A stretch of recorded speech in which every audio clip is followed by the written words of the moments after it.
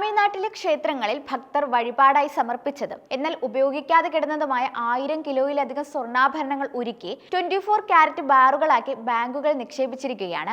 സംസ്ഥാനത്തെ 21 ക്ഷേത്രങ്ങളിലെ സ്വർണ്ണങ്ങളാണ് ഇത്തരത്തിൽ ബാറുകളാക്കി മാറ്റിയത്. സ്വർണ്ണാഭരണങ്ങളുള്ള ഈ നിക്ഷേപത്തിന് 17.81 കോടി രൂപയുടെ വാർഷിക പലിശ ലഭിക്കുന്നുണ്ട് എന്നാണ് സംസ്ഥാന സർക്കാർ വ്യക്തമാക്കുന്നത്.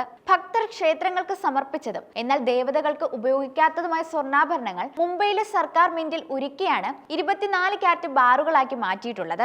സ്വർണ്ണ നിക്ഷേപ പദ്ധതി പ്രകാരം SBI ആണ് ഈ സ്വർണ്ണങ്ങൾ നിക്ഷേപിച്ചിരിക്കുന്നത്. നിക്ഷേപത്തിൽ നിന്ന് ലഭിക്കുന്ന പലിശ ബന്ധപ്പെട്ട ക്ഷേത്രങ്ങളുടെ വികസനത്തിന് ഉപയോഗിക്കുന്നുണ്ട് എന്നും സർക്കാർ അറിയിക്കുന്നുണ്ട്. നിയമസഭയിലെ ചോദ്യത്തിന് ഹിന്ദുമത ചാരിറ്റബിൾ എൻഡോമെന്റ് വകുപ്പിലെ ചുമതല വഹിക്കുന്ന മന്ത്രി PK ശേഖർ ബാബു അവതരിപ്പിച്ച നയരേഖയിലാണ് ഇക്കാര്യം പറയുന്നത്. പദ്ധതി ശരിയായി കൈകാര്യം ചെയ്യുന്നുവെന്ന് ഉറപ്പാക്കാൻ സർക്കാർ 3 പ്രാദേശിക കമ്മിറ്റികൾ രൂപീകരിച്ചിട്ടുണ്ട്.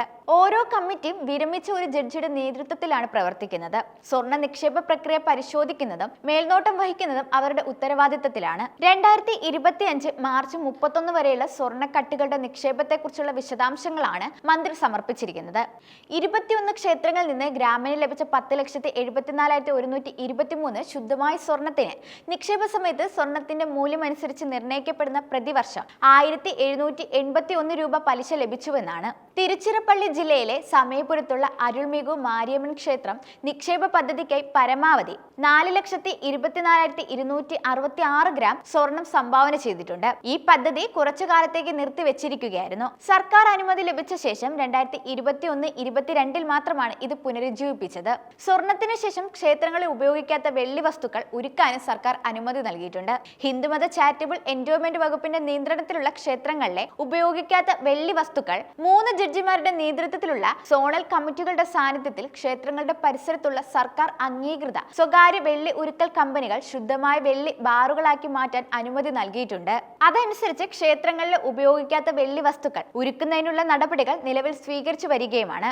സർക്കാർ അംഗീകൃത സ്വകാര്യ കമ്പനികൾ ഈ വസ്തുക്കൾ ശുദ്ധമായ വെള്ളി ബാറുകളാക്കി മാറ്റും. 3 ജഡ്ജിമാരുടെ നേതൃത്വത്തിലുള്ള സോണൽ കമ്മിറ്റികളുടെ മേൽനോട്ടത്തിൽ ക്ഷേത്ര സ്ഥലങ്ങളിലാണ് വെള്ളി ഉരുക്കൽ നടക്കുക. വെള്ളി ഉരുക്കൽ പ്രക്രിയ ഇതിനകം ആരംഭിച്ചു കഴിഞ്ഞിട്ടുണ്ട്.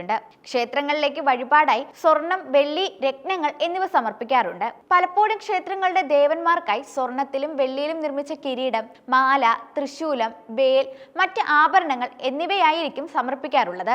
എന്നാൽ ഇവയൊന്നും ക്ഷേത്രത്തിലെ വിഗ്രഹങ്ങൾ ചാർത്താറില്ല. ഇത്തരത്തിൽ ഉപയോഗിക്കാതിരിക്കുന്ന ആഭരണങ്ങളാണ് ഉരുക്കി സൂക്ഷിക്കുന്നത്.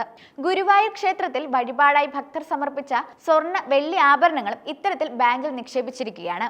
ഈ ഇനത്തിൽ കോടികളാണ് വാർഷിക പലിശയായി ഗുരുവായൂർ ദേവസ്വത്തിന് ലഭിച്ചുകൊണ്ടിരിക്കുന്നത്.